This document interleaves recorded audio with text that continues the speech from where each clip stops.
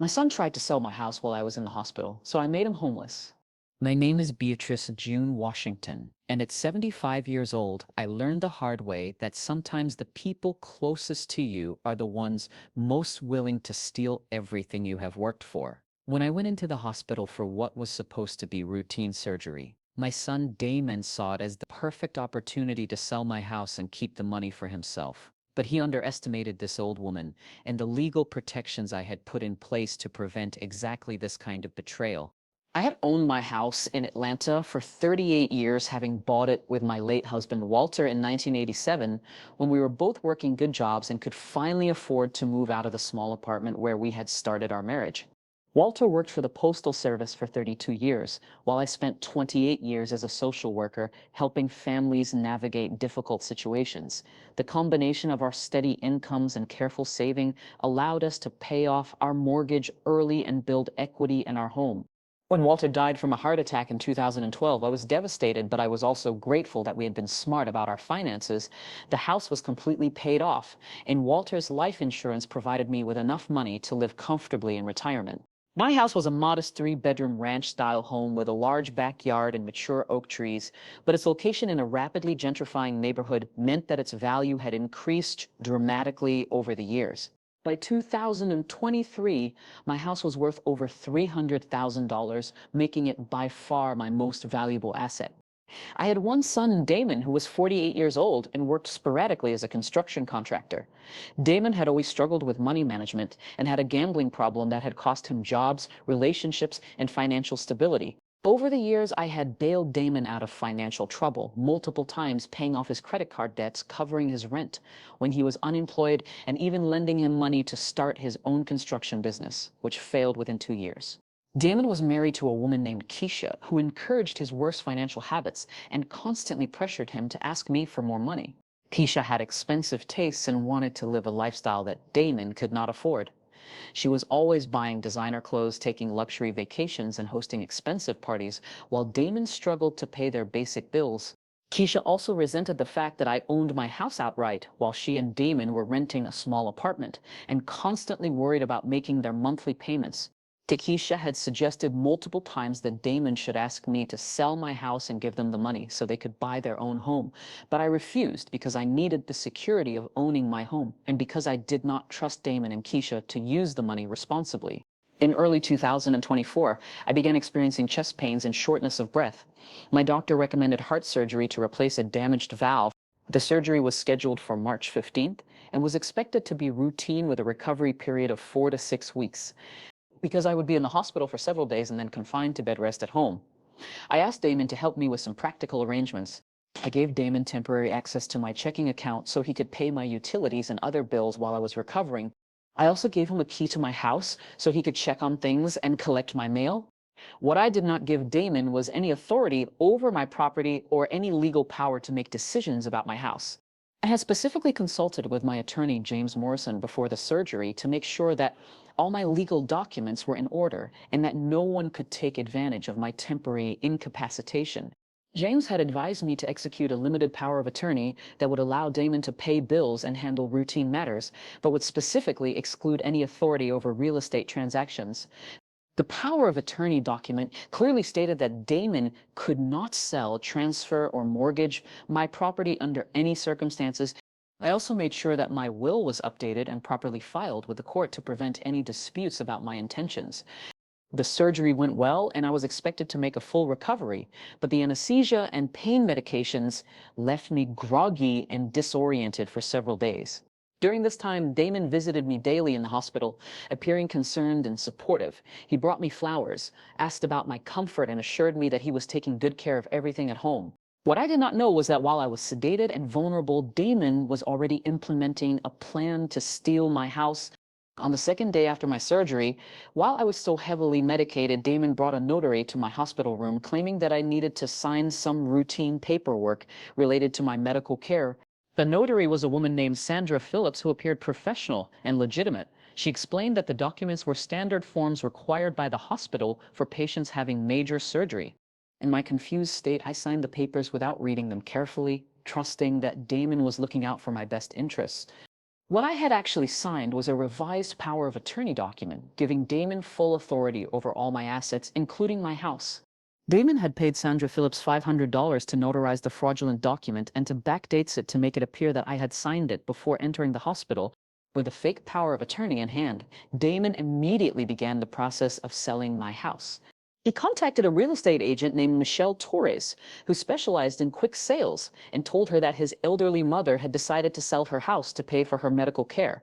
Michelle accepted Damon's story without question and agreed to list the house for a below-market price to ensure a fast sale. Damon priced the house at $275,000, about $25,000 less than its actual market value to attract buyers quickly. Within a week, Damon had received multiple offers and had accepted one from an investor who was willing to close within 2 weeks. Damon told the buyer that his mother was elderly and in declining health and needed to sell quickly to cover her medical expenses. The buyer sympathized with the situation and agreed to an expedited closing that would give Damon access to the sale proceeds immediately. Meanwhile, I was still in the hospital recovering from surgery and completely unaware that my house was being sold. Damon visited me every day, maintaining his facade of being a caring son while secretly planning to steal everything I owned. On the day I was discharged from the hospital, Damon picked me up and drove me home, acting normal and supportive. But when we arrived at my house, I noticed something that immediately alarmed me. There was a for sale sign in my front yard. I asked Damon why there was a real estate sign on my property, and he claimed that it must be a mistake, that the sign was probably meant for another house. But when I looked more closely, I could see that the sign clearly showed my address and that it advertised my house as being under contract. I demanded that Damon explain what was happening, and he finally admitted that he had decided to sell the house to pay for my medical care. Damon claimed that the surgery and recovery costs would be too expensive for me to handle, and that selling the house was the most practical solution. He also said that I would be better off living in a smaller apartment that would be easier for me to maintain. I was furious and told Damon that I had never agreed to sell my house and that he had no authority to make such a decision. Damon showed me the power of attorney document that I had supposedly signed in the hospital and claimed that it gave him legal authority to sell my property. I looked at the document and realized that I had been tricked into signing it while I was medicated and confused. I immediately called my attorney, James Morrison, and explained what had happened.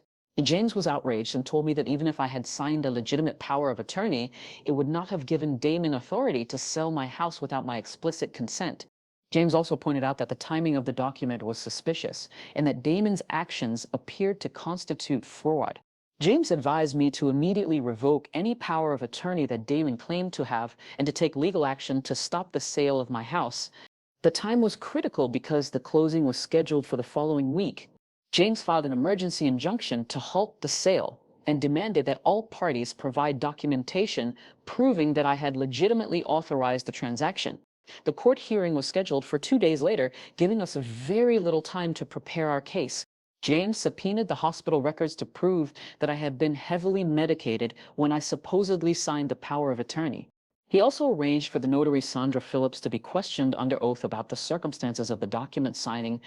During the court hearing, Sandra Phillips admitted under questioning that Damon had paid her to notarize the document in my hospital room while I was visibly impaired by medication.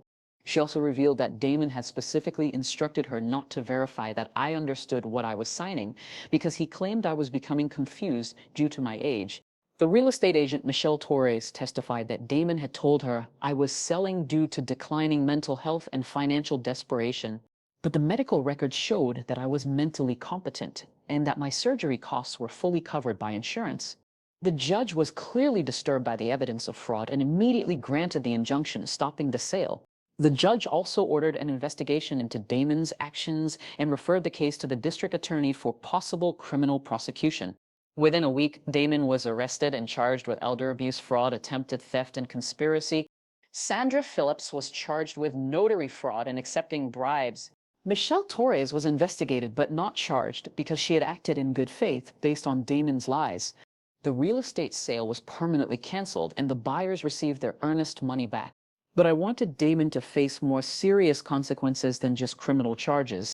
Working with James, I decided to use my property ownership rights to teach Damon a lesson about trying to steal from his own mother. Damon and Keisha had been renting their apartment month to month and were constantly behind on their rent due to Damon's gambling debts. I learned that their landlord was planning to evict them for non-payment and that they had nowhere else to go. Instead of helping Damon with his rent, as I had done many times before, I decided to let him face the consequences of his financial irresponsibility. I also discovered that Damon had been telling people in our community that I was becoming senile and that he was heroically managing my affairs. To counter these lies, I arranged to speak at our church during Sunday service to set the record straight. I stood up in front of the entire congregation and explained exactly what Damon had tried to do, how he had forged legal documents to steal my house, and how he had lied about my mental competency. The congregation was shocked to learn about Damon's betrayal, and many people apologized for believing his stories about my supposed decline. I also announced that I was donating $10,000 to the church building fund to demonstrate that I was fully capable of managing my own finances. After losing their apartment, Damon and Keisha had to move in with Keisha's elderly mother in a cramped one-bedroom apartment. The stress of their living situation and the shame of Damon's criminal charges put severe strain on their marriage. Keisha blamed Damon for ruining their future and for destroying his relationship with me. 6 months after his arrest, Damon pleaded guilty to elder abuse and fraud and was sentenced to 3 years in prison. As Sandra Phillips received 2 years in prison for her role in the scheme, Damon also faced a civil lawsuit that I filed to recover damages for the emotional distress and legal costs his actions had caused. The court ordered Damon to pay me $50,000 in damages, which was added to his other debts. While Damon was in prison, Keisha divorced him and moved to another state with her children. When Damon was released from prison, he was homeless, had no money, and had lost his family. Damon tried to contact me to ask for help, but I refused to see him or speak to him. I had learned that some betrayals are too serious to forgive, especially when they involve attempts to steal your home and independence.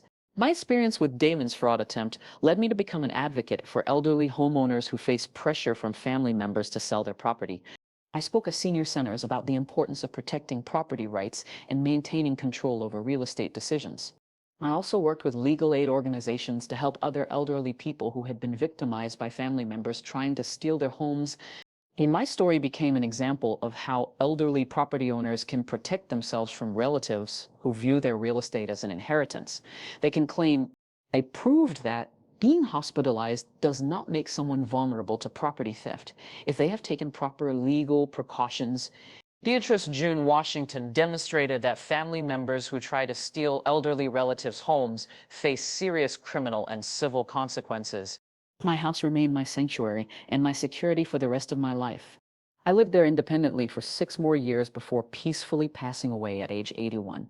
In my final will, I left my house to a local charity that provides transitional housing for homeless families. Damon received nothing because his attempt to steal my home had shown me that he could not be trusted with any inheritance.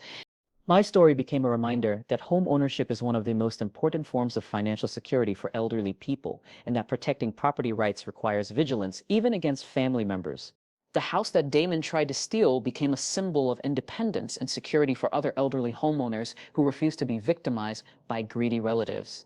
Beatrice June Washington proved that when family members try to steal your home, they are not just taking your property, they are stealing your independence, dignity, and security in your final years.